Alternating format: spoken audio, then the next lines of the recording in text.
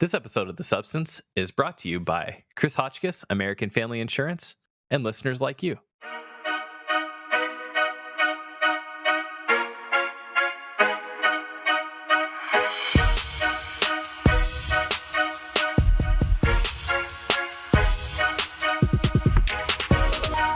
You've landed on The Substance, a podcast aimed at being biblical, thoughtful, and human. Join us each week as we engage the culture without the culture war. I'm your host, Philip Marinello, joined by my friends and co-hosts here, Vincent Edwards. What's going on? And Trevor Aiken. Hey, everybody. How are we doing, fellas? Doing good.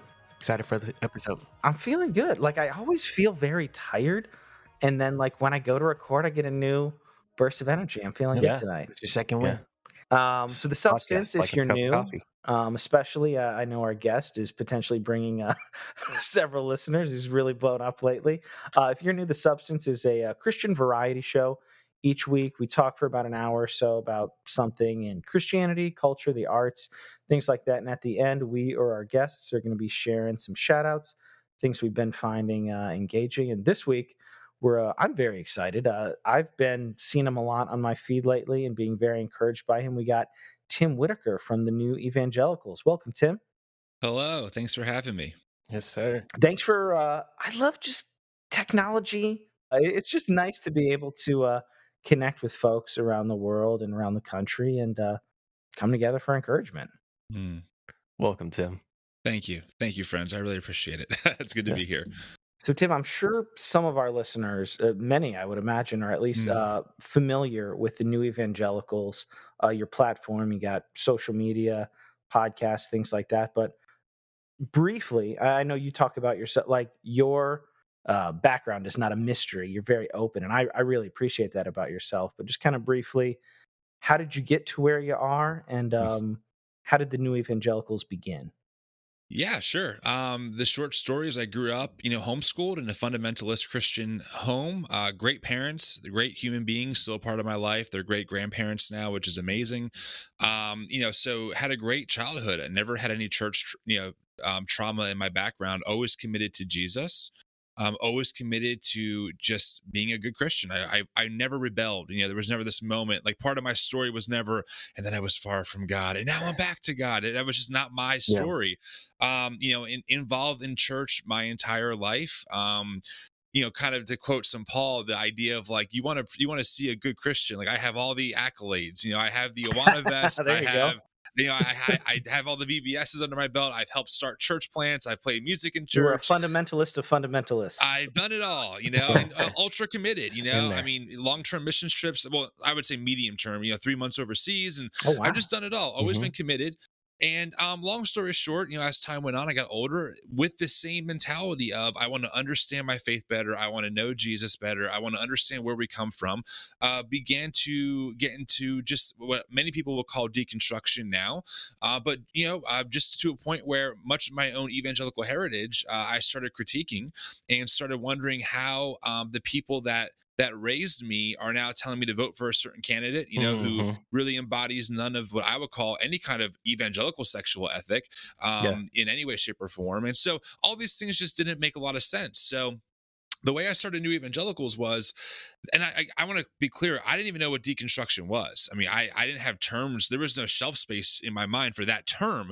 Right. I just knew there was something wrong with the waters I was swimming in, and things weren't making sense. Another good example is when George Floyd was murdered in front of the whole world, and a pastor friend of mine in the circles I swim in is retweeting Candace Owens' talking points. I'm just my God, something, this pastor claims to love Jesus and wants to shepherd people, and he's parroting one of the most dehumanizing figures in our current political sphere right now, dehumanizing George. Something is way wrong. And so when COVID hit, I was home. I wasn't really working. I grew up working with my family business in construction at the time. And I was also watching Sean Foyt. If you don't know who that is, he's a pretty prominent now worship leader. He was doing these Let Us Worship events. Yeah, which is essentially in Seattle, right? Is that the long curly haired dude? Yeah, curly hair guy. But the thing was, this isn't the height of the pandemic. COVID, meaning we don't know yet how COVID reacts. We're not 2020, sure how. Right? Yeah, this is 2020. He's going around the country holding blatantly maskless worship gatherings saying we're protesting any kind of lockdown.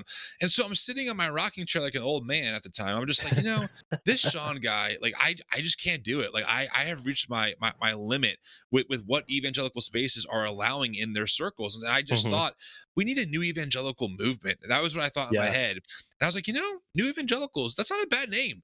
And so I just kind of I checked online, like no one had had that. So so I just kind of grabbed it just in case, almost like a rainy day. I had no clue what I was doing. And so eventually I started the Instagram account and I called it the New Evangelicals. And I just said, hey, I'm going to be transparent. I want to follow Jesus more faithfully. I want to be a better follower of Jesus. I want to understand the Bible better. I want to understand where are these beliefs coming from in the evangelical circles I'm swimming in, because they don't seem to be coming from any kind of Christian tradition that I knew of at the time. And that was really a Pandora's box. That's how I discovered the term deconstruction, these circles that I'm swimming in now. And that was December 2020, and a little over a year I'm doing this work full time. And here we are. I'm just going for it. And I've shifted so much the past year from where I was even when I first started the account, to be transparent with you. But it's been the same thing. How do I understand Jesus better? How do I understand the Christian tradition better, etc.? So that's the TLDR, the too long didn't read. That's what it is. So I want to let these other guys get in here too, but before we get too straying from the origin of this, was listening earlier this week, or last week or this week, to episode 11, and I messaged you about this. That was when you were talking about leaving your church. And, I was asked to leave my church. So it was. I mean, not 100%, but I just wanted to eerily similar to Trevor's and my personal experience. A lot of things, both in your background and that church, and interesting how similar that was. And I'd love, if you're willing or whatever, like just an update, like how are the relationships? What is the status of that? I'll link episode 11 in the show notes for people who may not have heard that. And just to give them the very quick, very quick version, is that I started New Evangelicals when I was part of a church that I really loved and was really all in on as a volunteer. I was playing music with them every week and, really gave a lot there happily. I loved being there. I love being able to play. I still play music professionally, actually. So it's a big part of my life. And I was also part of this thing that we started. It was like a multi-church worship night where at its peak, we had 60 different churches represented in the room, over 600 people in the room. People on stage were all from different churches. For me, as someone who's very connected and loves the idea of unity and kingdom, it was just like heaven on earth. And I was good friends with all those people. So I was doing all that, and essentially my senior pastor sat me down maybe 3 months after I started New Evangelicals, and essentially said, listen, I can't have someone on the stage who is saying things publicly that go against my teachings, even though I wasn't critiquing the church at all. In fact, I only really supported the church publicly. No one knew what church it was, but I always spoke positively about it. And so that was pretty much where I shook his hand and said, okay, if it's between this or that, I have to leave, because the work I was doing at this point, the messages we were getting were so heartbreaking, and so your faith is, your account is saving my faith kind of idea. I said, well, I can't stop doing this work, like there's something bigger here happening. So as long story short, within 6 months, 95% of those relationships completely dissolved, which for me, being a type 6 on the Enneagram, being a loyalist, being someone who is relationally driven first and then beliefs are secondary, was an incredibly bitter pill for me to swallow. There was a lot of other things that happened. I didn't know that I was also stepping down from that multi-church worship night. I was one of the leaders there, and the pastor said via text, hey, you can't be a part of this thing either. That was heartbreaking to hear. It was just the whole thing was very heartbreaking. I mean, I'm not really an angry person, but this got me really angry. My therapist, one of my sessions, I must have said the F word like so many times. My wife was even like, Tim, you said the F word a lot in that session. I'm like, I know, but I'm just so freaking angry. I'm censoring myself for the sake of your podcast here. But, it really was like, I'm not as angry right this second, but there are still moments where I feel that way. And that anger is not really wrong. Like, not that you want to lean into it too hard. Well, I feel that there's a difference between anger and bitterness. Okay. Yeah. And like, I think for me, bitterness is when I started getting into trouble personally, just like letting it really eat at me. But the anger, I still believe it is totally justified how everything went down. It was really unjust how it happened. It was really painful, and again, people can listen to the episode and get all the details there. But you asked the question, like, how am I doing now? Right? That's what you asked, I think, with that situation.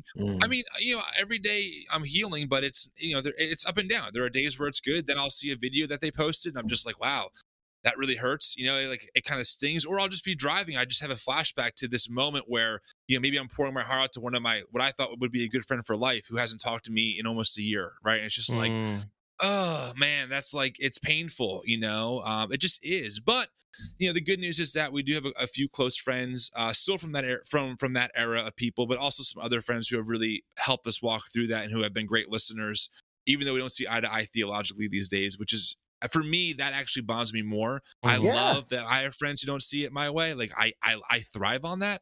Yeah. So, I'm still working through it, honestly. The hardest part, frankly, was not letting it affect how I presented myself on social media.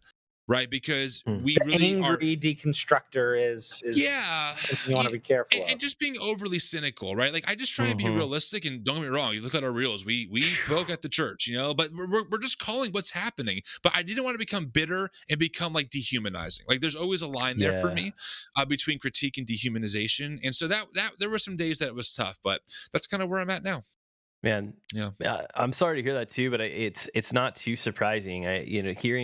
Hearing that episode, it was almost like going in a time machine back, and like just hearing, because there's so much, and even in that time, and not to bring you back there necessarily, but just for people who understand, like there's so much hope because you just believe so much that like there's conflict. Like, these are people who are reasonable people, and we're gonna Jesus, use grace, integrity, like, and we're gonna find a way through this conflict. Like, there will be conflict resolution in some way. And you talk a lot about this, the way that the church protects the institution and kind of prioritizes the institution instead of humans in the individual. What are some of the ways that you're trying to push back against that nowadays?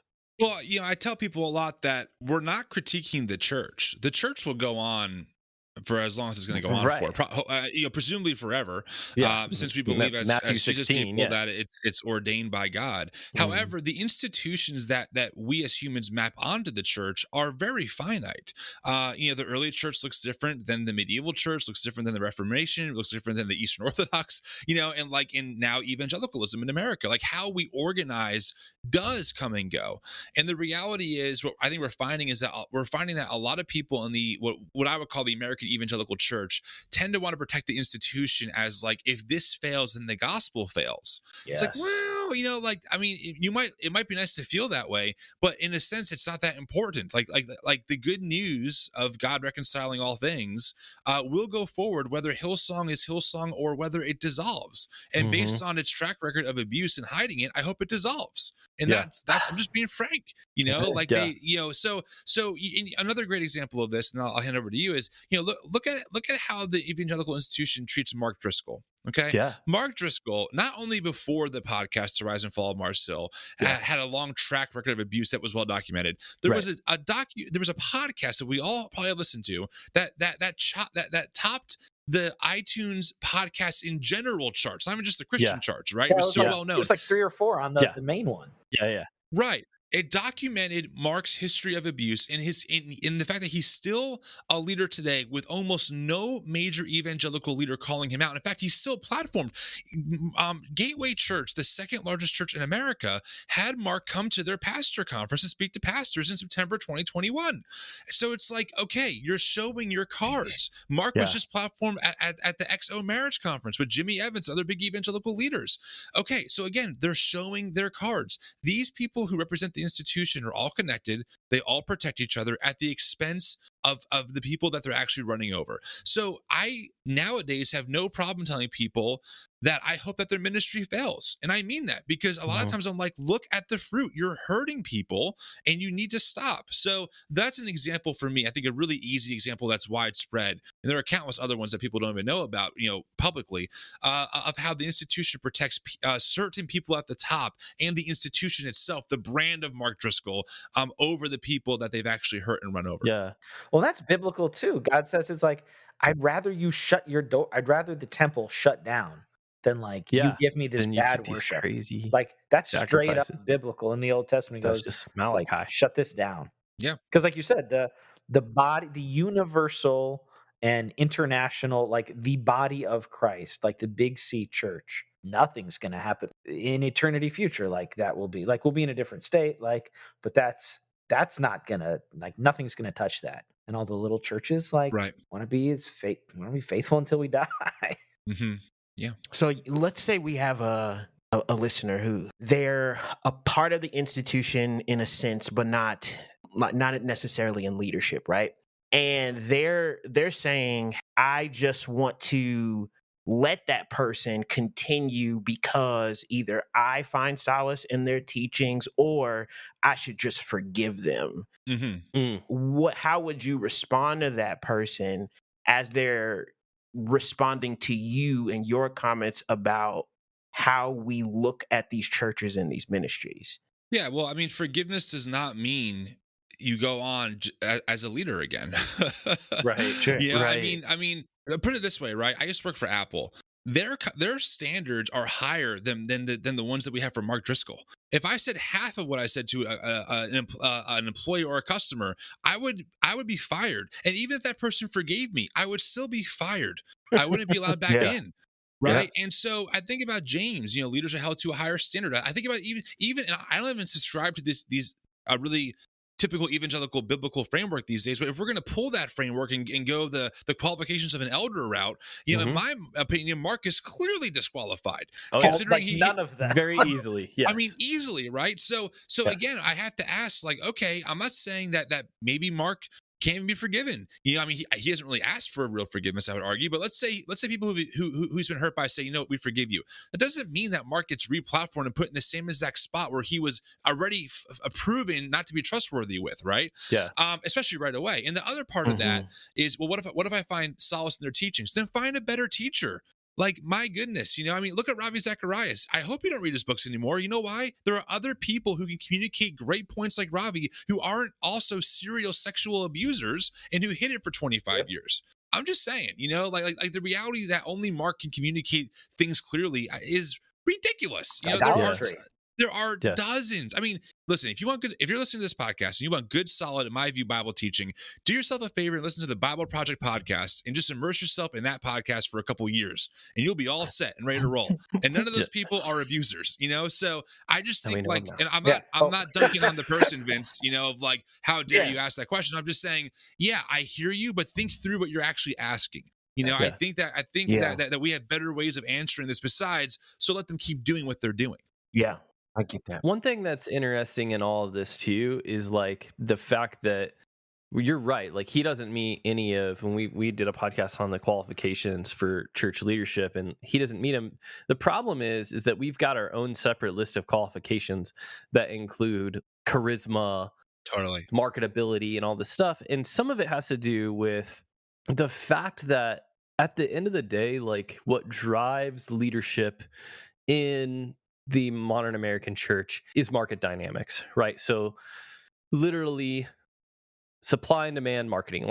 This pastor has a product that is popular. Spiritual capitalism. Yes, that is popular to a lot of people for a lot of reasons, historically, theologically, etc.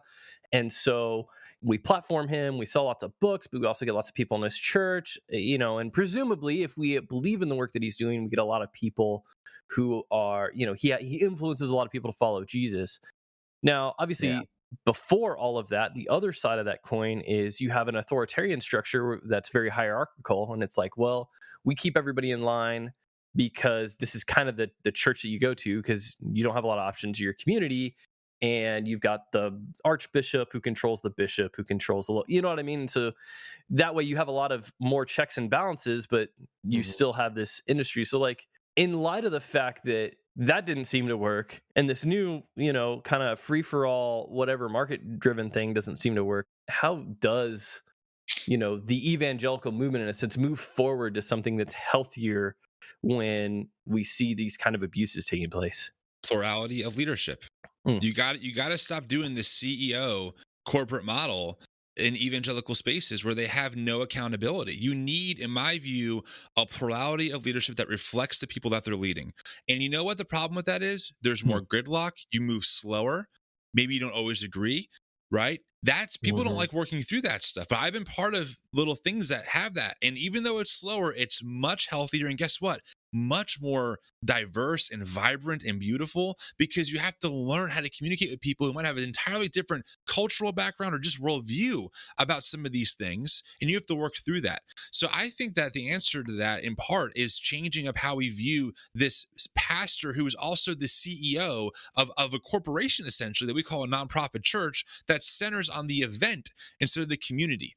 Most evangelical churches are event focused. Okay, our Sunday morning event needs to happen. Our small group event needs to happen. Our ministry event needs to happen. Instead of community, which again is tricky, and we tend to romanticize it. Okay, this is not always clean. It can be very difficult. But I think that's where we have to start moving in. That's the direction we have to start heading in to make this, at least in some ways, healthier. It will have its own problems like anything else, but I think we're seeing such a similar pattern interdenominationally, of these essentially men who have a lot of power, who abuse their power and get either moved to a different church or still stay platformed. And we think about better ways of handling it. So the conservative fundamentalist at my core that I was raised with sometime kind of bucks when I hear people asking questions or throwing out things, but like I've gotten over a lot of that. One of the things you mentioned a number of times, both on the podcast and on your social media, that I really appreciate, you say like you don't want to become a fundamentalist progressive. Can you kind of unpack that and kind of talk about why that's important to you? Yeah, I mean, it's fundamentalism is just like a very rigid way of seeing something that really deals in absolutes, and anyone can do that. There are militant atheists out there. Not all atheists are militant, to be clear, but there definitely are those, right, who are like, no, you can't see it any other way. It's like, well, that's not very helpful. And I'm just kind of done gatekeeping, I'm just kind of done with like, if you don't see it my way, you don't have objective truth and you're believing a false gospel. I'm like, that's just not my role as a Christian. Like I just don't, I mean, I think that there definitely are ways that we are called to critique the church, that we are called to push the church forward, right? To make the church better. But that's different than, I think, gatekeeping individual beliefs, especially if they're not causing harm. And so for me, in where I'm at now, especially as I continue to dig into the Christian tradition and how absolutely freaking diverse it is on almost every topic, right? It's like, I'm a little more humble now before I make absolute assertions that no, this is the only way to see it. And anything outside of this particular way is automatically wrong. So, I have friends who have plenty of views I don't agree with, but I also am like, I'm not going to critique it. Like, I'm going to try to learn from it. Maybe I'll accept it. Maybe I won't. But that it doesn't affect, like how I view them as being right or wrong on whatever issue that we're talking about. Does that make sense? So that's kind of what I mean by that, is like, I just hold these things a lot looser than I used to, frankly, especially when it comes to the Bible, certain theologies. I'm just like, sure, I'm not going to die on this hill anymore, because too many people throughout church history have viewed these issues differently. And I'm not going to try and pretend that I, all of a sudden, as Tim in 2022, are just so much smarter than those other dumb Christians who had this different view than I did. I mean, I think that's just very pious and it's very prideful to have, and there's not much humility there. We've talked a lot on this show about how certainty can be dangerous. Obviously, there's faith, but the things that are truly foundational and fundamental, like the actual fundamental to faith, are very small. Yeah, I mean, I was just watching today. I've been watching some Bart Ehrman debates. Bart Ehrman's a skeptic, and he's really, really great debater. I was watching a debate with him and this guy named Wallace. And Wallace, Yeah, and they were debating, can we trust like the New Testament text that we have? And even Wallace, who says that we can, agrees that like it's a probability. Like he can't absolutely prove, because we don't have any of the original manuscripts, but he believes based on what we do have that it's probable. Fine, like I'm fine with that, but I wasn't taught that. I was taught that like this is an objective reality that if you don't subscribe to, you're in danger of hell, essentially, right? Like if you don't believe that Genesis 1 is a literal 6-day creation story of how the earth was formed scientifically, you are in danger of losing your faith. I mean, that's literally how I grew up, right? So once you start realizing, like, wait a second, you're saying that like the author of Genesis didn't even know what science was, like didn't have categories for gravity. That wasn't even what they were concerned about. There's a whole different meaning happening here. Once you discover this stuff, you're like, well, this changes my entire dynamic and how I view the Bible and other things like that.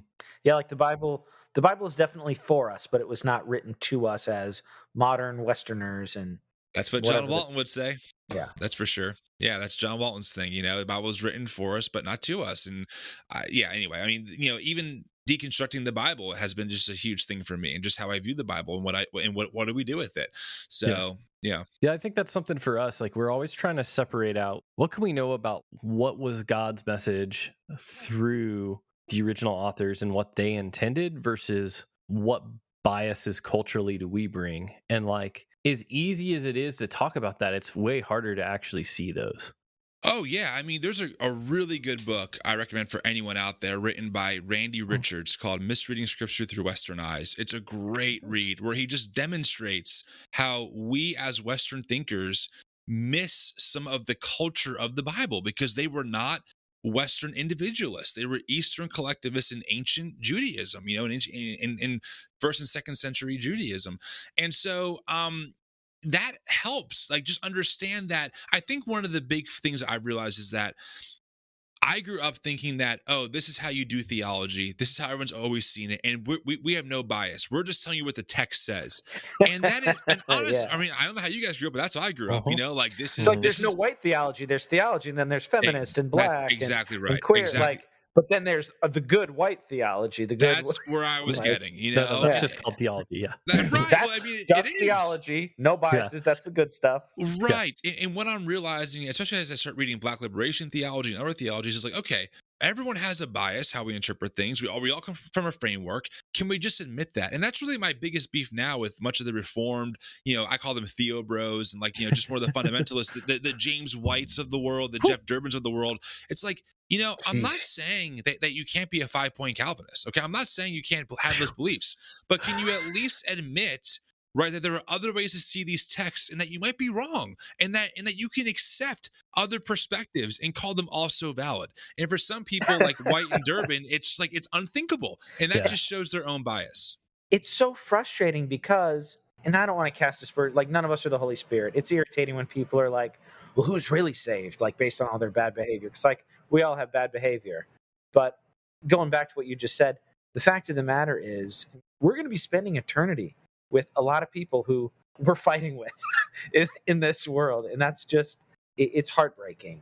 And it's so frustrating to see, especially publicly. Social media is forever. You also think if like your entire ministry hinged on like people disagreeing with you, that you'd be a little bit more thankful for that reality, right? Like, and a little bit more gracious to them. Like, I was having a conversation with a guy the other night. We were like having a theology night that my pastor sponsors. A lot of fun. We were up till like 2 a.m. talking about some early church stuff that was just, it was fun. Like he looked me down in the face. It was just like, I just think your position is very unwise. And I'm like, I really appreciate that. Like, I just love the fact that, there's somebody who's willing to look me in the face and like tell me that he thinks my position is foolish. And then, we end the night as brothers, and like and we're going to see each other again. And like, it's really exciting. Like bring the convincedness, but bring it in a way that's open, bring it in a way that's kind, bring it in a way that's in discussion, and it's going to keep coming to discussion. So flipping the script, one of the things that makes that hard sometimes is the political marriage of the church to the Republican Party, just being straight up in America. And it makes it really hard because people marry their political views to theological views in such a way that political fidelity becomes a test of orthodoxy and moral faithfulness. And when you have family members or people close to you who are who are in that, just gulping it down, they believe that 100% through and through. How do we stay in conversation with them? And then any other comments you want to say on the? You know a little bit about that, man. This is like right on the marriage of the AEC to. You better hold me back on this one, man. I mean, this is my personal bread and butter. This is it. This is it. Tim. I've opened the fence. You may run around freely. Thank you. I mean, first it should be stated that my dad was at the insurrection. Okay, so let's get that out there. So he says he wasn't. I was like, oh snap! But I don't. He says that he was not part of any of the violence, but he was there at the protests. He was there in the Capitol building when everything went. He was in the area at least when things went down. So so that's my family dynamic. So we honestly, me and my dad and my mom, we don't really talk about this stuff. My parents don't really understand what I do. They think that I hate the church and I just hate Jesus, even though I tell them I'm committed to Jesus. And my dad, familiar with that dynamic. And the hard part is my parents are really great people. Like my dad's a hard worker. He raised us really well, has great integrity, super generous, has given, I watched him pay people's mortgages for the month. Like he's just a good guy. And it was weird growing up with the dad who I'd be at work with him, painting walls, listening to Sean Hannity or Rush Limbaugh. I mean, I grew up on a steady diet of that. And listening to Sean Hannity say how, the illegals are ruining America. And then here's my dad trying to learn Spanish to talk to the cleaner. And I'm like, okay, I don't understand, Dad, like how you can subscribe to this ideology, but then be so kind to these. It doesn't make sense to me, And so my parents and I, we don't really talk about this stuff. Like I chose early on, like, they're new grandparents, and so that's what's most important is the relationship for me more than the beliefs. And if my dad ever asked me a question, I would answer him, but I'm never gonna bring it up. Even when he makes comments, I just say yeah, yeah, sure, yeah, whoa, that kind of stuff. Right? Like I'm just not gonna entertain it. But this is a big one that people in our community wrestle with. We get these messages all the time, and some parents are not as civil as my parents are. They're much more antagonistic, and it's very tough because there is, even though I'm 33, they're still my parents. There's still this, like, I'm a child in front of my parents kind of feeling sometimes. And I've had to learn how to get over that, and just say, hey, this is what I believe. This is what I do. And if you don't believe me when I tell you that I'm committed to Jesus, then it's not my fault. I can't tell you or live my life any better anymore, like how you asked me to live my life, to prove to you that I'm still, I make a living off of talking about this because I'm committed to it. If I didn't care, I wouldn't do this. If I didn't care about the church or about my faith, why would I be in this world all the time? I wouldn't be, but I care about it. But anyway, to answer your other question, you made a comment, about like the political kind of this interlocking like combination of, I would argue, far right politics and evangelicalism. I think it needs to be clear that I think that Christians should advocate for a political perspective for sure, and I also think, frankly, that the Bible is political. There, I said it. I said it. The Bible deals with how people organize and how they govern. I mean, that's the Torah in a lot of ways. Different than how we would read it in our context, but that's part of the Torah. Jesus talks a lot about rich and wealth, and I mean, it's there whether you like it or not.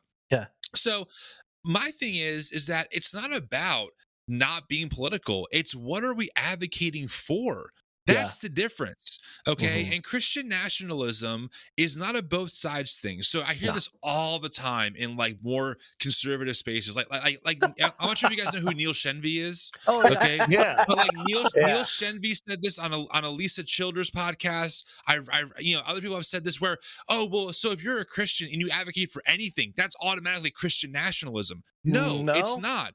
Christian nationalism has a definition. Samuel Perry, who wrote the book Taking America Back for God, has defined it.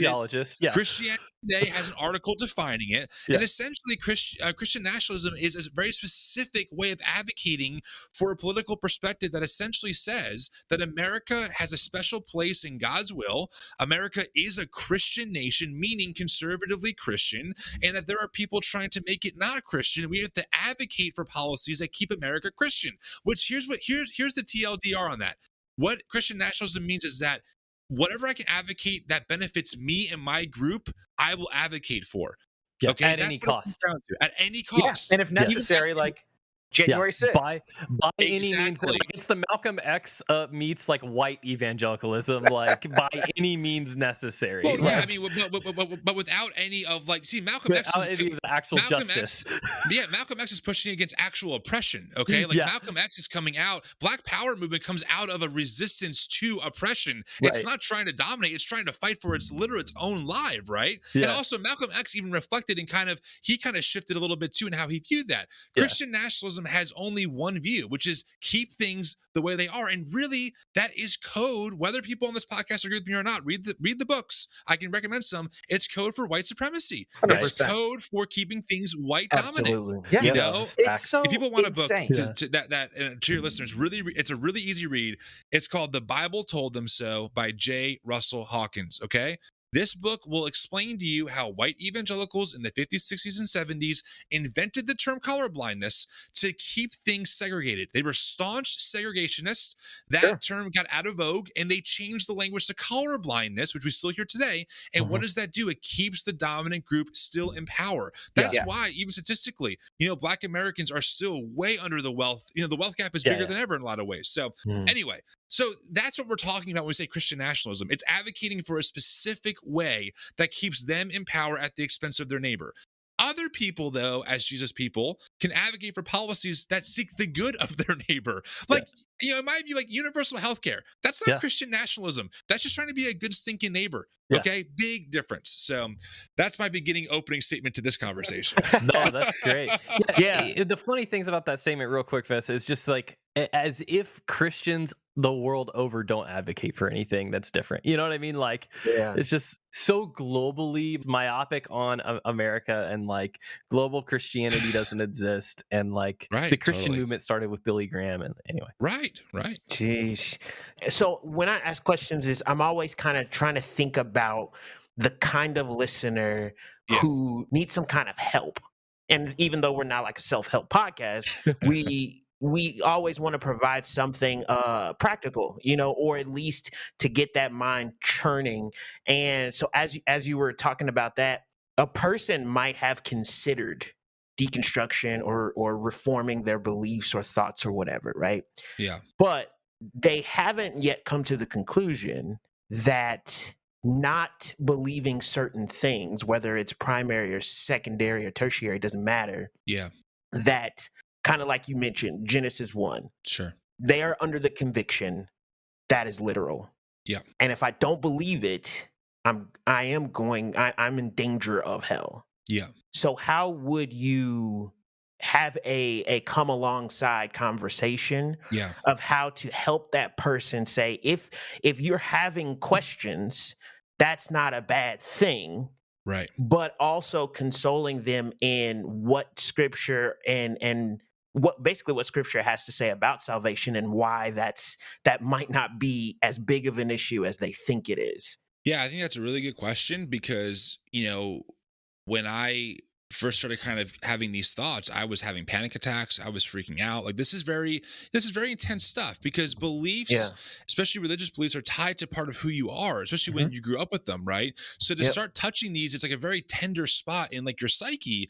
It kind of starts rocking the skyscraper of how you see yourself, right? So I can understand the fear of not wanting to ask questions because you're afraid of what's on the other side. That's a really valid thing to acknowledge. I mean, I remember driving when I was younger, like maybe 25, 26, driving one night and thinking, what if I'm believing the wrong thing and when I die I'm going to end up in hell, and having like a panic attack about that while driving, right? Just thinking like, what if I'm wrong? Like just what if whatever I'm believing, what if Islam is the only way? Just like having these kinds of thoughts, right? And having a sense of dread, like I almost don't want to know. What can I do to kind of reinforce my current beliefs, make me feel more comfortable? So I think this is a really great question. So what I would say is this, right? This is what has helped me. We believe as Christians that God is ultimate in objective truth. Okay, I think that we believe that, right? So what that would mean is that wherever we can find truth, we find God. Okay, wherever we find reality, wherever we find things that we can measure, at least in some level of probability or certainty, right? We're going to find some sense of the divine, because God is true. God's not a liar. It's not, especially in the Christian perspective, that's not part of his character in a way. Right. So when it comes, let's use Genesis 1 for example, right? Because I think that's a really good example. What we want to do is, when we approach the Bible, like you said earlier, Phil, the Bible was written for us, but not to us. And what that means is that whether we like it or not, the Bible that we have has a history. It has an assembling process. It was written in different contexts, in different cultures. The author of Genesis is not the author of Romans, right? They're written far apart to different people with different intent. So the way that we can discern in some way, or to the best of our ability, the quote unquote truth of the Bible, is by doing our best with what we know to get back to some of those. What did the author intend here? What is the author pointing us to? Not what does our modern sensibility say about these texts? And I think that's one of the big missteps in this example with Genesis 1, is that we think, like, we read Genesis 1 and we go, oh, this is clearly a story about how God created a physical earth. But if you talk to people who have spent their life in Genesis, like John Walton is a great example of this, and shameless plug, he's on my podcast if you want to listen to this episode, but he will tell you that the author of Genesis is not really concerned about a physical material creation, and that this story that's being told is more about order and chaos. And that's a theme that is repeated throughout the Genesis story, even though we as Westerners might miss some of those things, right? So as we discover this, we have to say, okay, if God is ultimate truth, we want to find the truth of these texts. Whatever we find, there is God, even if it rubs up against what I previously thought that I knew about this text or about God, right? And so I think that has helped me kind of just have a more open mind of, like, not so much to the point of like anything goes, but more of, okay, if I am trying to discover truth and discover where I can find the divine, there I am going to find truth, and there I am going to find God. And that has made me a lot more flexible with how I've been maybe raised, learning some of these texts, and then hearing people say, actually, based on our evidence, we actually think the text is really maybe saying this instead. And I go, okay, I have to change my belief to match up with the best evidence we have about what this text means. Does that make sense? Yeah, absolutely. Yeah. I think that kind of lines up with my bent too. Like, I think whenever you get into authorial intent and like seeking that out and really believing in the truth of the scriptures, but then that running up against the fact that everyone you grew up learning those things from also bringing all of this bias in. Like, I've seen people run in two directions, and one is what you just described, and I think that is my inclination as well, is like, all right, what's the best textual science that we have? Like, what's the best hermeneutical interpretive science that we have to do the best we can with the text? Another really strong inclination that people have is tradition. What did the fathers say? What did the church believe for thousands of years, stuff like that? Do you have any thoughts on like deciding between those two inclinations and why maybe you favor one or the other? Well, I mean, I maybe kind of both, but also, like, once you start, and I want to clarify, okay, I'm not an academic. This is not my professional background. I'm just talking about as someone who reads a lot, or like all of us is very curious. Yeah. But the more I read experts in these fields, the more I read and learn about church history, the more I'm like, wow, no one really like agrees on everything fully. Like another great example, let's take hell, for example. I was taught that the only Christian view of hell is that it's a place you go to where you're tortured eternally and consciously, right? Eternal conscious torment. Yep. Right? Some people might, the image I get is that I'm on fire, but whatever. The point is that you're aware that you're being tortured forever. Well, what I found out is that there are actually two other faithful views of hell taught in Christian tradition, which would be annihilationism, and which would also be what some might call universal or ultimate reconciliation through Christ. All right. And so, like Gregory of Nicaea or Origen, early church fathers, I think Gregory of Nicaea helped to found the Nicene Creed, was a universalist. I mean, like, he had a view that at the end, God reconciles all things through Christ, everyone, everywhere, period. And so it's like, like So even how we view the afterlife looks different based on what people have interpreted or how they've seen these things. And so what that does for me is, again, it goes back to, I hold these things a lot looser now. Because I'm like, you know what? I'm not going to say objectively the Bible is clear about ECT. In fact, I just interviewed Preston Sprinkle, who wrote the book Erasing Hell a long time ago, runs a podcast called Theology in the Raw. He moved from ECT to annihilationism. He's convinced that the text is actually way clearer. That annihilationism, which is the belief that you cease to exist at some point, is a more accurate way of describing what the Bible teaches about the afterlife. So as you start diving into this world, I think you're going to find that people have a wide array of views on these topics, and that's okay. Maybe that actually helps us to discover how infinite this God figure is that we're trying to describe. Because Jewish rabbis often would say, if I fully understood God, I'd be God. Okay, so like there's always going to be that level of like, we're doing our best with our finite minds to capture and to understand a very ancient book that we see as divine, or divinely inspired, I should say. It's more nuanced than just black or white binaries of in, out, right, wrong. It's not that simple. It just isn't. So this kind of leads me to something that it's like a question I've had in my head / like observations I've had with different social media accounts, especially highlighted since 2020. You see a lot of social media accounts in some ways very rightfully like pointing out hypocrisy, like error, just rampant wickedness, like scandal, these things. Like, how do you and this is just brother to brother, I'm curious, especially seeing like all the social media, like you're taking in a lot of garbage in a good way, I think. Like, you're looking at the Patriot Church stuff. You're looking at all these like ding dongs trying to like separate the church about CRT. Like, how do you keep hope and good? Like, you're putting yourself in that, and we are too in ways. Like, I'm just curious. Like, do you have like disciplines or liturgies? Like, how do you not get cynical or get angry or kind of like with burn all that out negativity, on all the garbage and stupidity? I mean, I am angry. Frankly, it angers me to see that people who claim to, be legitimate Christ followers, who claim to love the church, have no interest in like calling people in the church to repent. I mean, I think about 1 Corinthians 5. I mean, Paul's pretty clear, like, don't judge those outside in the world, judge those inside the church. That's your role. Yes. And I think it frustrates me to see so many people like the Al Mollers of the world or the Franklin Grahams who just love to beat the hell out of the world, right? Like everything with the world is corrupt, and yet Mark Driscoll, or I mean, look up John Blanchard,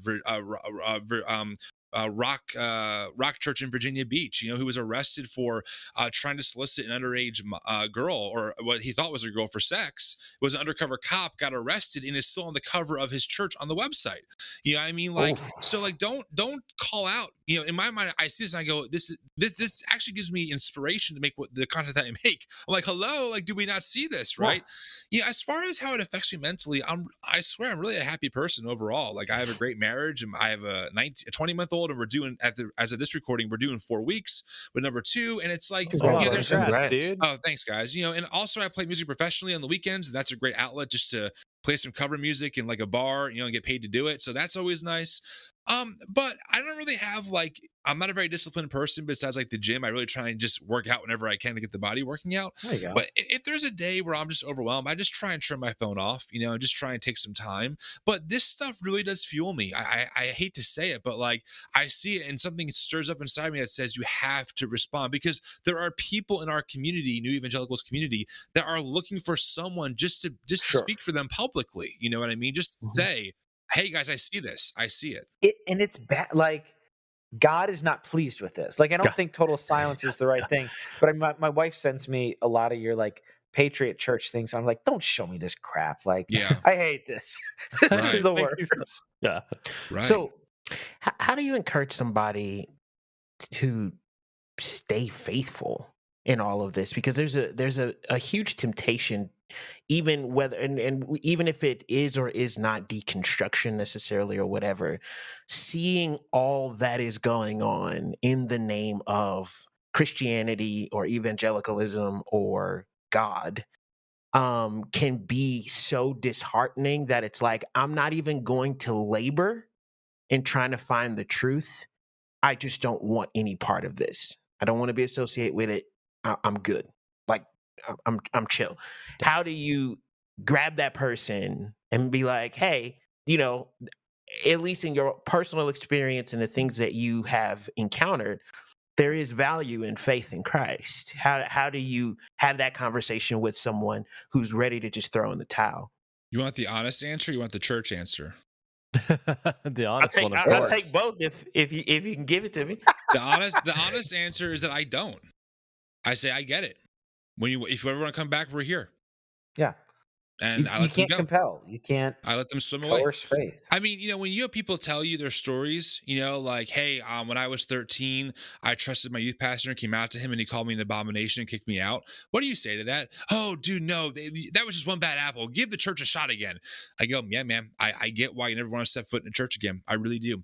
And then what I'll say is, hey, if you ever, find comfort here, you're more than welcome. But if not, I totally get it. You know why? Sure. Too? Because I trust that the divine, that God is big enough to handle that person on their own, and that I don't need to coerce them into a system that we've made, an institution that we've made, for me to feel comfortable, like oh, I did my good deed. Like, oh, thank God I brought him back. Like, I think unintentionally that can be a very self-serving agenda, right? Yeah. Oh, I feel good that I brought them back into my way of thinking or to the systems that I'm comfortable with. Instead of saying, is God big enough to handle this?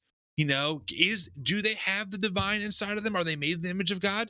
Okay, do I trust that this divine presence that we're trying to categorize at its center is absolute unconditional love for that person, right? And so if the answer is yes, and I say I trust your autonomy as a human to make a decision for yourself, and I'm not going to recommend that you go back into a harmful space, especially considering in my example, and also that's a real story, that statistically the queer community is at a higher risk of suicide by attending an evangelical church. So they're the only group that it goes up, not down, when it comes to their own mental health. So no, I don't try and convince. I just don't. That's the honest answer.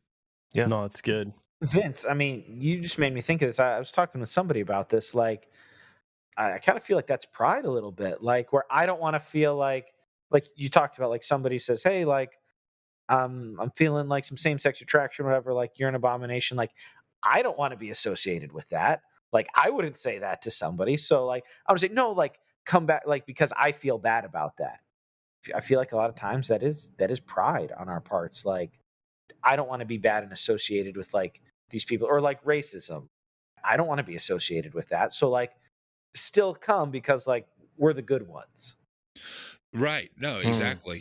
Exactly right. Especially as you just start reading. I mean, I really encourage anyone, read some of your own evangelical American history. Like, all the receipts are there, and when you find out where some of the waters that we're swimming in have come from, specifically the white evangelical church, it is ugly. I mean, there's just no way around it. Look up Jerry Falwell. Look up his sermon, condemning Brown v. Board, and saying in his sermon that if the justices knew God's divine order, they would keep the races separate. I mean, that's Jerry Falwell, who founded Liberty University. This is in our history. Look up Bob Jones and how they sued the Supreme Court, or the government, or I should say the IRS, went up to the Supreme Court because they were fighting for their religious freedom. What was it? To keep the races separate, to keep interracial dating banned from their schools. That was what their religious freedom was. 20 years as of this recording. Right. Yeah. So, so unfortunately, again, it's not about being biased. Like, this is just the history that we have to reckon with. And whether you like it or not, it's the history that we have to deal with. It just is. So, I can't blame people when they say, I don't want to be a part of your evangelical institution. I go, I freaking get it. Because there are days too where I want to burn the whole freaking thing down and say, no, this can't be saved. Especially seeing the insurrection, especially seeing people like Doug Wilson still platforming in these spaces. You see who's in here. You're like, man, maybe we should burn it down. Like, maybe it isn't salvageable. So I get it. No, that's for real. I mean, and listeners of the show know, like, listening to Robert P. Jones on White Too Long on here, like earlier episodes, stuff like that. Like, there's definitely a lot of resources here if people are curious and want to explore more along those lines. But I mean, yeah, like, that's where it's like, if it's somebody close to you, at least too, like, you just keep relationship with them, right? Like, it's like, listen, all I can do is be a manifestation of God's love to you, like, not in a cheesy way, but just literally that, because I love you and I think that is a grace in my life. You know what I mean? Like, just be a and that's friend. it. I mean, this is not complicated. Yeah. Just be a friend with that person and maybe maybe listen to learn something. Maybe have some humility that maybe you don't have the answer to everything, because ultimately evangelical answers, they do fall short sometimes, whether you realize it or not. And so I think people need to learn how to listen again, and just be friends. Yeah. That's good. So when it comes to the new evangelicals, why use that term? Like, I think that's something that I've struggled with me personally. Like, where do I fit? Like, what camp? What is it even? It's like, I still believe the Bible, is the word of God. I still love Jesus. I still think the church is important. I still think that this is, Jesus' work in the world.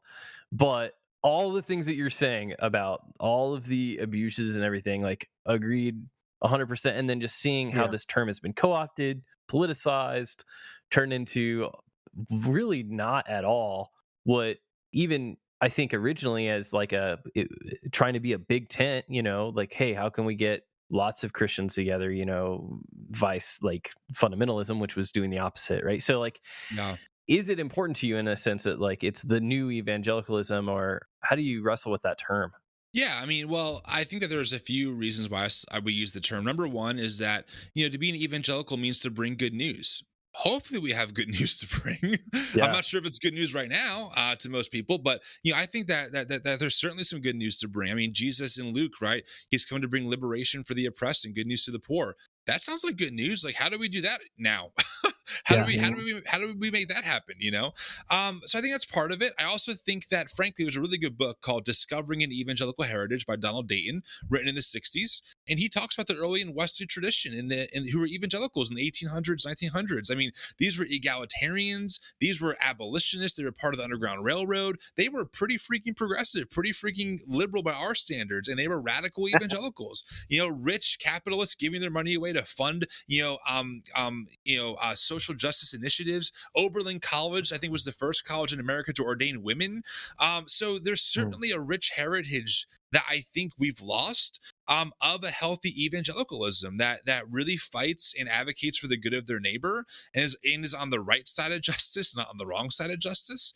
The book was written in the 60s. It's a really easy book. It's like 140 pages, but it's worth reading, man. Some of the stories, you're like, these people are bad, like, all right, I want to be more like these people, I mean, Underground Railroad, like fighting the government for being unjust, like, all right, sign me up, or unjust.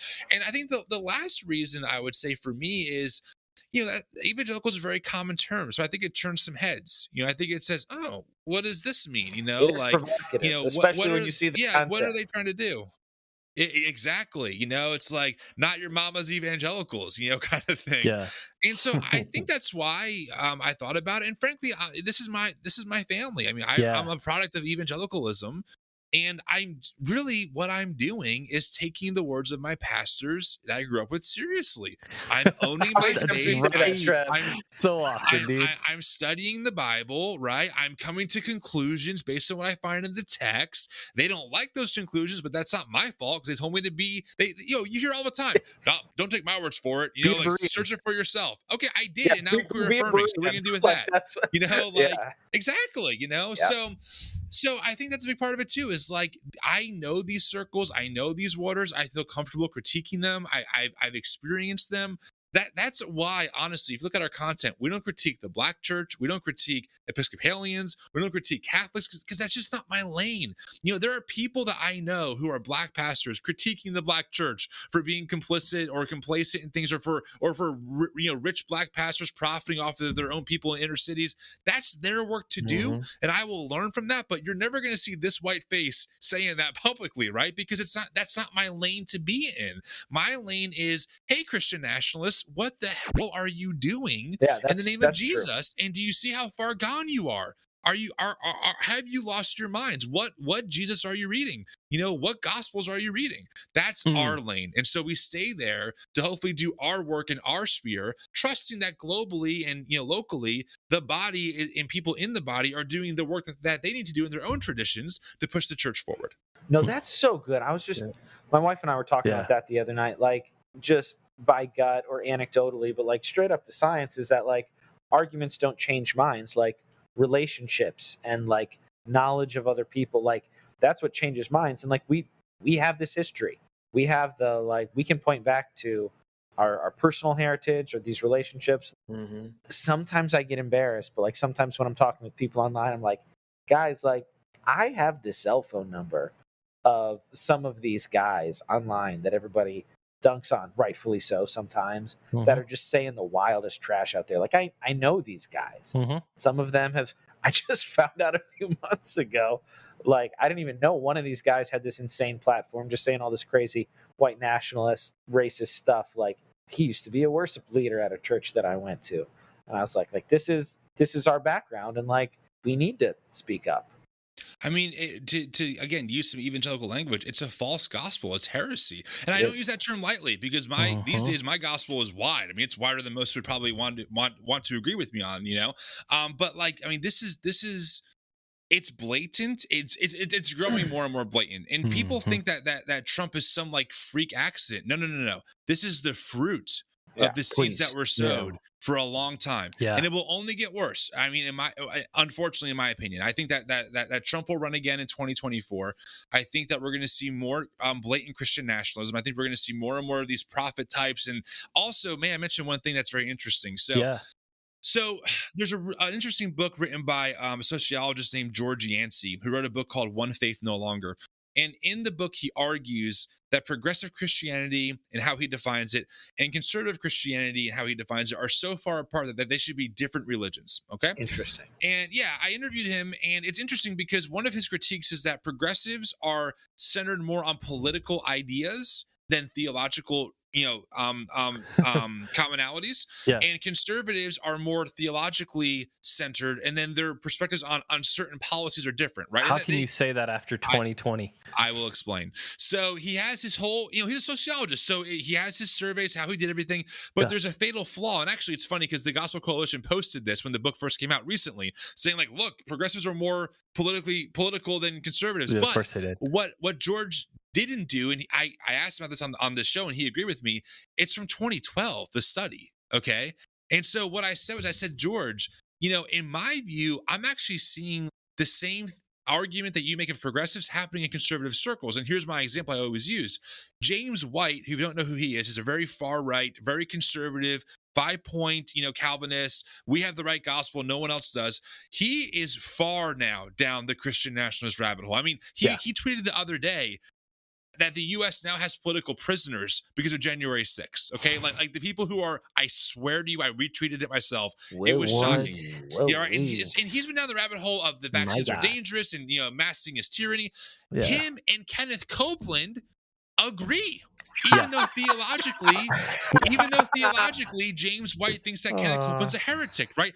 And more importantly, and this is, I'm not sure how many identities. It gets worse though. And I'm really kind of, now we're going into the underbelly here. So listeners, I apologize if you don't know who these people are, but people like James White or Vodi Bakum, who wrote Fault Lines, which I read, they are partnering with people like, that's all right. I actually own the copy. It's here somewhere. But they are now partnering with people like James Lindsay, who are militant atheists, who are incredibly podcast. They are incredibly, you should see what that guy tweets, right? Completely antithetical to any kind of standards that I've been taught from them. But also they're doing work with like, Jordan Peterson's a great guy. Joe Rogan's great. So it's interesting watching them shift. Joe Rogan's the hilarious one. I have to jump in on this because like literally we did a spot on Joe Rogan like 6 months ago about like an article on TGC saying like, hey, he kind of has a like listening interview style that's humble. And people trashed that.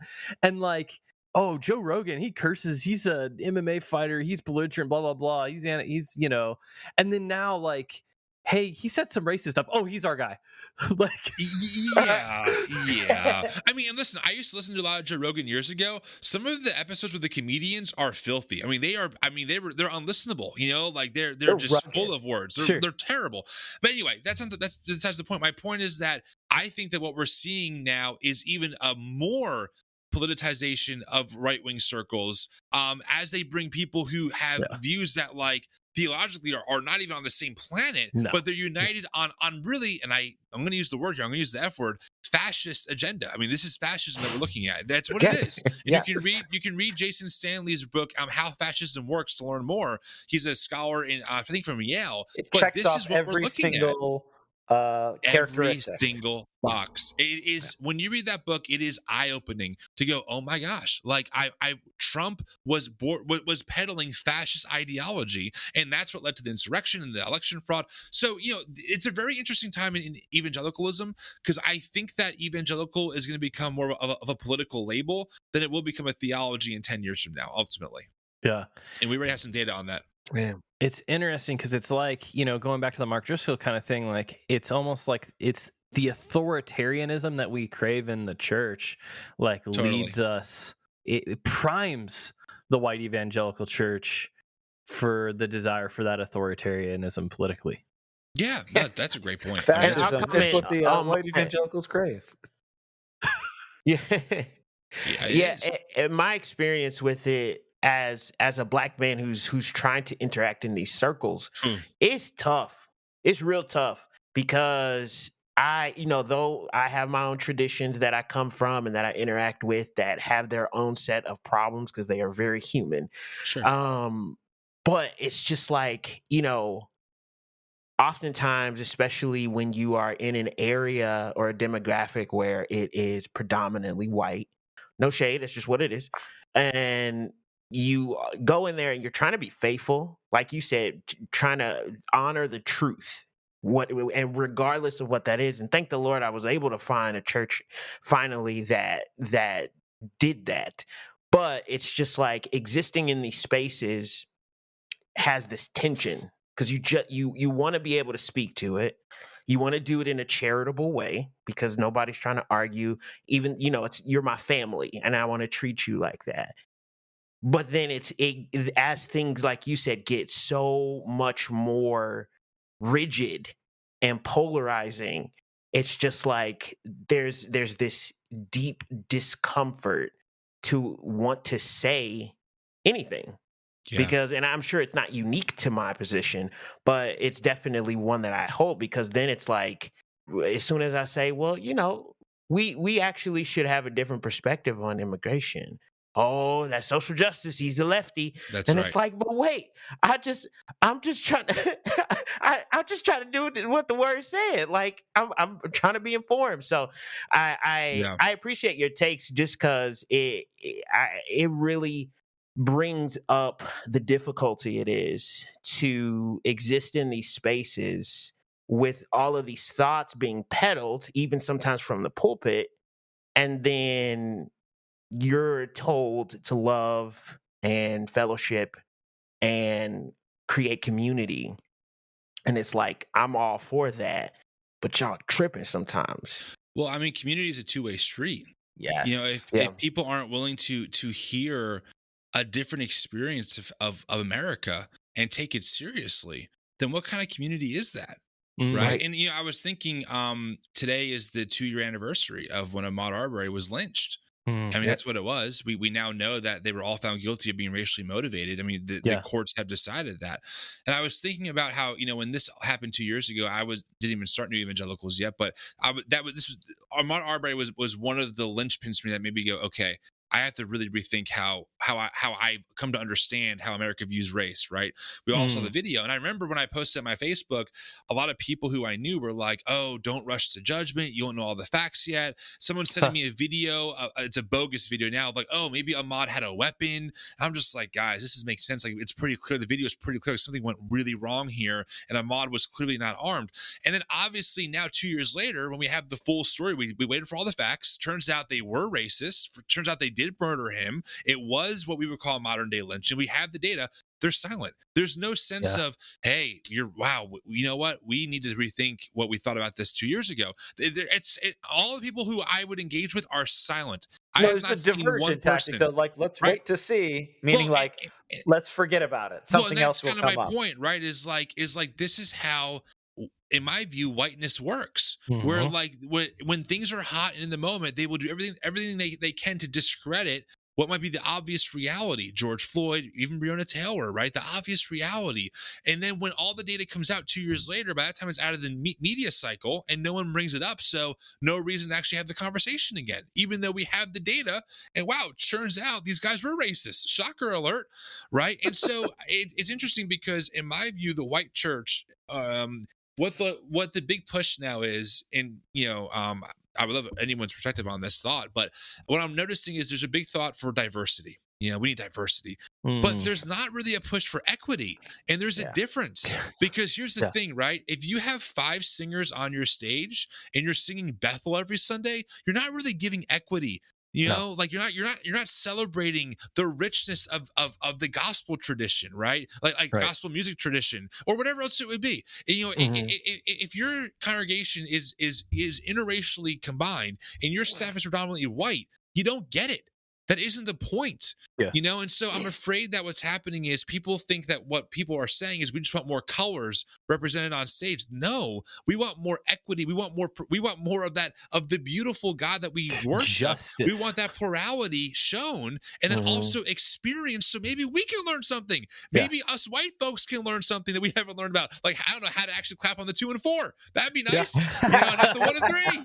I'm just saying, so I think that's like what I think about now is like diversity might sound good on paper, but if like systems aren't changing, right, and like in whatever equity, justice, power dynamics aren't shifting, then it's all just kind of lip service to keep whiteness in power. Ultimately, whether they see it that way or not, that's the reality. Who's the benefit?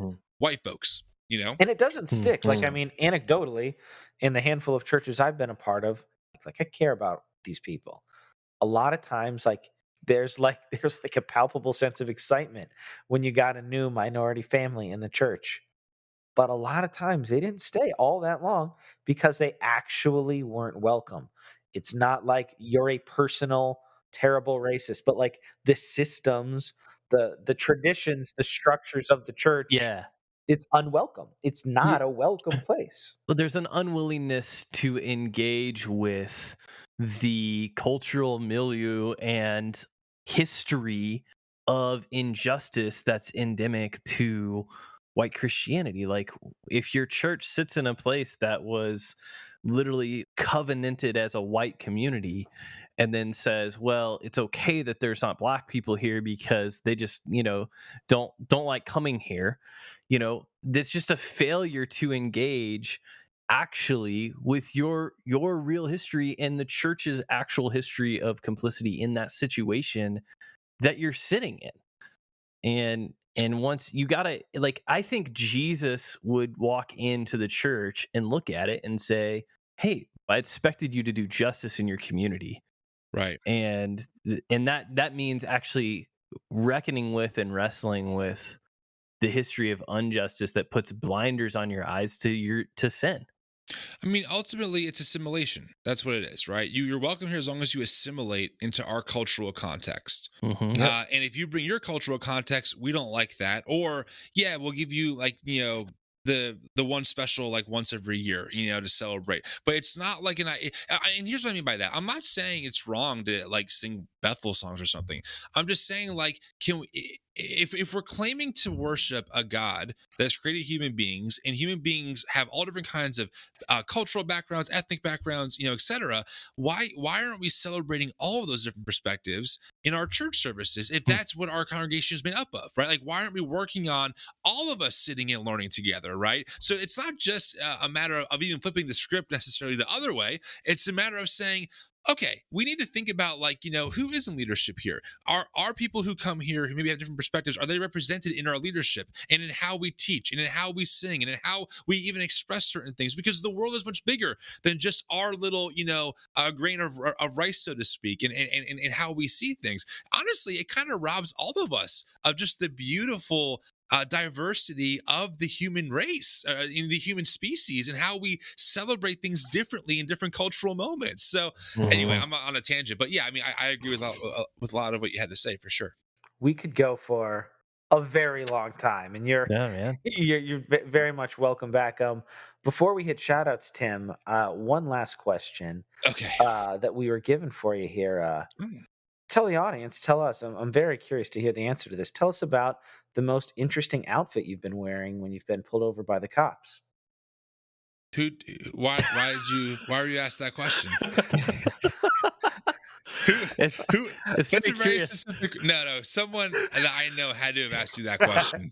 No, I every now and then I like to do fun questions when we have guests on, and yeah, I know, but there's a real story with this question. Are you sure? I'm sure there is. Yeah, that's why. No. What I'm trying to say is, like, how did you know how to ask me this question? Is it just random? I did research on you, and I looked at Philip it. I sent messages to a couple of people.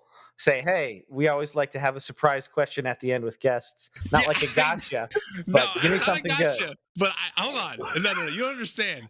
This question has a very unique story to it. So did you reach out to someone that knows me that told you to ask me this? Yes. Oh, okay. We'll have to talk later about this. All right. I mean, I'll tell the story. I'm shameless. Wow. I need a minute to collect myself. So this is why I do this. I'm getting a word. I'm getting a word. It's from a sponsor.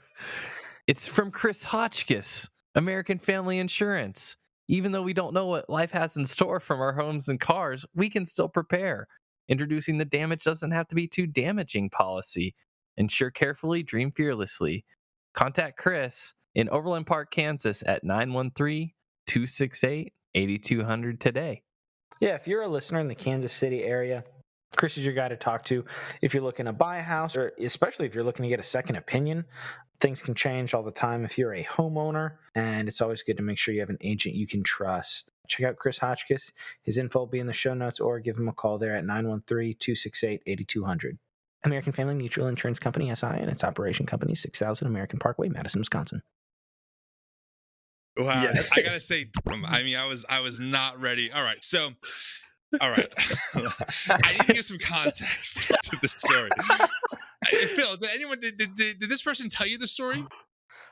I have one detail. I think I got the punchline. I didn't get the story. Okay, so you're in Christian culture, so you do crazy things. This is right there.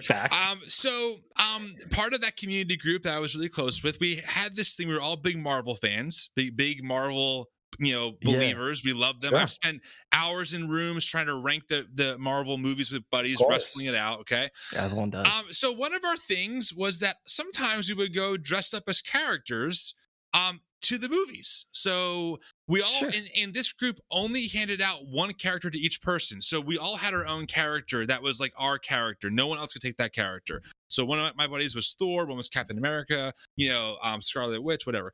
I was Hulk. Okay, that was my character, because I'm 6'4" and I'm 270 pounds. So I'm just like a big boy. I'm just a big guy. And so Hulk was my thing. So I've actually spray painted my body more than once to be the Hulk. Oh, a little Ferrigno action there. The first time I did it, we used like off the shelf graffiti Walmart spray paint. Like, we didn't use body paint.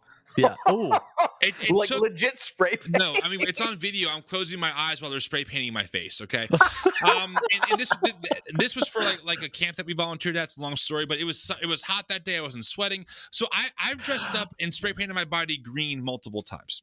So my buddy, his name, we'll say his name is Jerry. That's his real name. He was like, "Hey man, listen, this movie's coming out. I want you to dress up again, because we're gonna go dress up." And I'm like, "No, I'm done. I'm too old to dress up. I'm not, unlike you, Jerry, who's Thor, who wears a wig and like a fake hammer and a vest. I have to spray paint my entire body green, and it is a pain in the butt to get off." Okay, he's like, no, I got you. We will do World War Hulk, and he has armor, so all you have to do is cover just your hands and like your face, so not much of your body has to get painted. So we go to the thrift store, and we get all the pieces we need. So we took 2 bicycle helmets and foiled them for my actual like shoulder pads. He found a real like skin tight, like almost like aqua vest that like barely even zipped up for like my vest. I had foil all over me. I had dark green face paint on. I had my hands done, my arms were done. I was in full gear. Yeah. So my other buddy, he was Beta Ray Bill. If you don't know who that is, Beta Ray Bill is pretty much a horse. Okay, so like so we had he's like horse Thor. Right, so he's all horse Thored out with like his like fake, almost like party horse like mask that is kind of made out of cardboard. It only goes over to like the bottom half of your face. So he's looking all weird. And him and I were roommates at the time, so we drove together. So we see the movie. It's like 12:30 at night, and I'm driving home. And we are 30 seconds away from home, and I roll a stop sign, and we get pulled over. And I am in full World War Hulk. With Beta Ray Bill in the passenger side? With Beta Ray Bill in the passenger side. And I'm like, oh my God. Is there a problem, officer? I'm like, oh no, this can't be happening. This cannot be happening. So the officer pulls up with his flashlight, and I swear to you, he goes, license and registration, please. And I'm like mortified, so I can't look at him straight. My head's down, my left arm just gives him the stuff he needs, and he goes, so who are you supposed to be? I'm like, I say, World War Hulk, and he looks over at my buddy and he goes, who are you supposed to be? And he goes, Beta Ray Bill. So I'm just like, officer, we just saw this Marvel movie. Like, I swear, even though I'm like 25, I'm mature. I swear. I'm a normal person. Yeah, I swear I'm normal. So he actually let us go because we were so close to home. But it was one of those moments that in my friend circle, it lives in infamy, which is why when you asked that question, I said you had to have talked to someone. Because I don't believe that God would have ordained that question to happen during this podcast unless you planned for it to happen. So that's my answer. That was a planned question ahead of time. Oh, you stinker. We'll talk about this. and Trevor, gonna do the easy one. Tim's sequence on the substance. He's like, I'm never coming back to this place. Beta Ray Bill. Beta Ray Bill. Beta Ray Bill. Man, that's good. The substance featuring Beta Ray Bill. There you go. No, that's amazing. Shout outs? Yeah, no. Thanks, Tim. This has been so much fun. Like we were telling you about at the beginning, we have this segment we do called Substance Shout Outs where just give our guests a chance to shout out something they've been enjoying. It doesn't have to be particularly deep, but if it is dope, you've shouted out a ton of things already. Most of the notes here. I've got a list of like 4 or 5 books already, but what have you been personally enjoying lately? I like I'm a drummer, so I really enjoy watching like drum videos, honestly. And I also enjoy, this is a true story. Whenever I'm at the gym, I always do the stair stepper. And when I'm dying on the stair stepper, I always think of like, what's the most random YouTube thing I can YouTube? Like one day I YouTubed best tap dancer of all time. I just watch like all of his tap dancing videos. So I really enjoy watching like the most random things I can on YouTube, like best NBA buzzer, shooters of all time, or something like that, or best MMA knockouts of all time. So I enjoy random things on YouTube to pass the time. Sometimes that's what I like to do. There you go. Awesome. There you go. As a drummer, you have like your like favorite drummers that you. Oh, yeah. I open that can of worms? No, I mean, I can give you a few. I mean, Benny Greb, for sure. Matt Garska, a band called Animals as Leaders, is probably the most proficient technical drummer of all time as of right now. And then, of course, you have your legends, Joe Mayer, Travis Barker, people I really enjoy to watch. So, yeah, those are some of my personal favorites. Aaron Spears, another big one I really love. Have you heard the drummer for Polyphia? Oh yeah, that dude he's nasty. Nasty. Yeah. So if you like Polyphia, check out Animals as Leaders. They're like a version of them on steroids. I mean, they're just out of control nuts. So I recommend nice. Them. Yeah. I'm a drummer too, so I really. Then check out Matt Garska, man. I'm telling you, it is next level what that guy does. Nice, man. Well, Tim, dude, thanks so much for your time and just your heart for people and wanting to create a community for folks who feel like maybe they have no community or they've been kicked out of their community. And one of the things that we really respect is just how a lot of that just seems to show the heart of Christ and the love of Christ in a big way. Appreciate you, man. Thanks for having me. I really appreciate it. A lot of fun. Hour and a half. I mean, time does fly. No doubt about it. Oh, hey, obviously we'll tag the things. Is there anything in particular? Website, podcast, socials? Where do you want us to direct folks? If you look up the New Evangelicals, we'll come up, in the normal stuff, Instagram, TikTok, podcast. So anywhere that you can find that name is where we are. Boom. Excellent. Awesome. Well, thanks, Tim. We appreciate you coming on. Thank you. Appreciate it. Gentlemen, Tim Whitaker of the New Evangelicals. What a that fun. Was great. Oh man, Yeah, that last question, dude, that was hilarious. Yeah, we've had some good ones before, but I felt very very pleased with myself when we got that. That was such a genuine reaction. Yeah, it was. Yeah, and I think a lot of some of our community that might be like really fresh to him, and obviously like theologically, there's some differences between where we stand, where we're at. But I think his heart point of it and the openness is something that we definitely resonate with as well.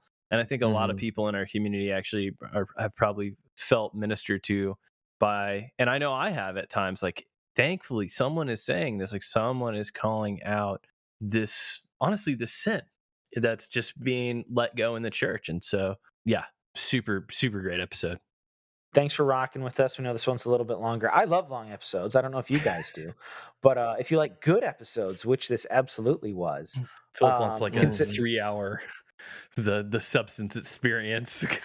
No, we don't need to quite do that. But I have, like I said on our Halloween episode with Mike White, I have listened to his 4.5-hour episode on The Thing 2 different times. So I don't mind a long episode if it's good. But all that to say, if you guys like good shows, like The Substance, like this was an encouraging episode for me. Consider supporting us. Our anchor link is in the show notes. We are very grateful for the folks who do that. You can sign up at the $1, $5, or $10 a month. And if monthly support is not something you want to add to your budget, every now and then when you get a little extra, throw us $5, $10, $20, whatever. One person threw us $100 one time. That was super dope. Hey, I wouldn't be mad if that happened more regularly. I'm just saying. You can do that on Cash App at $TheSubstancePod. Visit us at thesubstancepod.com. There, you can follow our socials on Instagram, Facebook, and Twitter at The Substance Pod. You can also listen to our episodes on YouTube. We don't have our comment section on, but on our website, we do. So you can comment under this episode or any of your favorites and let us know what you thought about the episode, any takeaways or even refutations. We love a charitable but challenging conversation. So visit us at thesubstancepod.com. In this late night hour of the Substance Podcast, I want to remind you that 2022 is indeed the year of the voicemail. Year of the voicemail. And so give us a ring. Go ahead and pick up that phone line. We are standing by. You can do that at 913-703-3883. And let us know where you're from, NPR, Trevor. Make sure you tell them that. Leave us where your city that you're from, caller, and a quick message, and how the substance is getting you through the long, long night. I like you when every now and then you do a character. I think like in our 100 episodes almost, you've done it like 4 times. And every now and then it's like, oh, he's committing to this character. Yeah, he's going for it. If you write in to the Substance Podcast Show, you can do that at thesubstancepod@gmail.com, where we will read it, maybe respond to it on air. This is your radio host, Trevor Aiken. And I'm Philip. And I'm Vincent. Saying so long, and we'll see you next time on The Substance. We gone.